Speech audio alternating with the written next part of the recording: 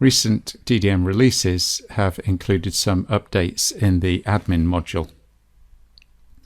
The first one we're going to take a look at relates to user accounts.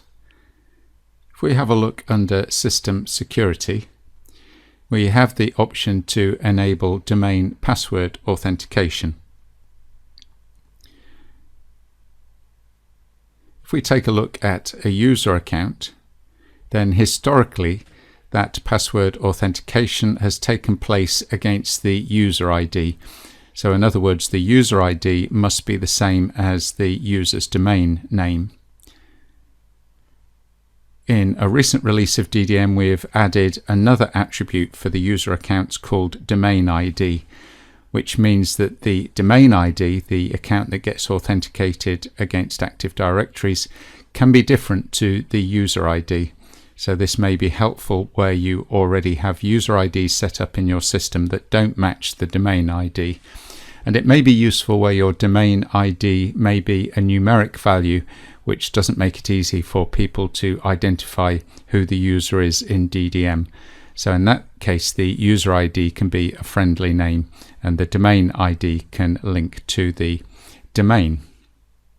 One of the other things that's been added in a number of places in the admin module is the ability to export information to Excel. So if we take the user accounts, you'll see we have an export to Excel option. What this will do is export everything that we see on the screen. So if we included disabled users, then the export in this case would include the disabled users as well.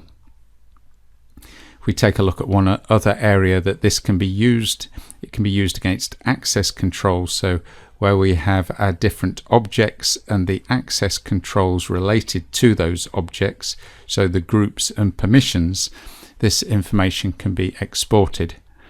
So if we take this and if we expand all, then we'll get a full set of all the object types, the groups and the permissions that those accounts have. So now if we export to Excel, we will have all of this information in an Excel spreadsheet. There have also been some changes to the options we have against emails, and this relates to some items down here. So you will probably already have this in place. This is the frequency of email queue processing. So emails are sent periodically by the server so that the clients no longer have to wait for an email to be sent. So they're all managed at the server level. And in this case, these are being sent every minute. But we also have some additional options here. Maximum number of send to email addresses. So for larger organizations, in this case, the default has been set to 100, but obviously we could reduce that. So if it was, say, 20, then if an email notification is generated from a workflow that would be sent to more than 20 users, then this would be split into batches. We can also introduce a delay between sending emails, and we can also set a maximum batch quantity, so the number of emails that are sent in a batch. So this will help us to avoid emails being treated as spam. So we are controlling the number and the frequency of emails that can be sent. For customers that are working in a replicated environment, you will know that the replication tool existed outside of the admin module. In this latest version of DDM, the replication module has been brought inside the admin module. So if we have a look here, we can see the different options that we have.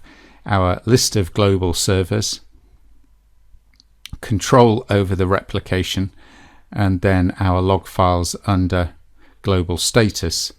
So if we come to customer replication, here we can run a manual replication. So normally this would be configured to run automatically.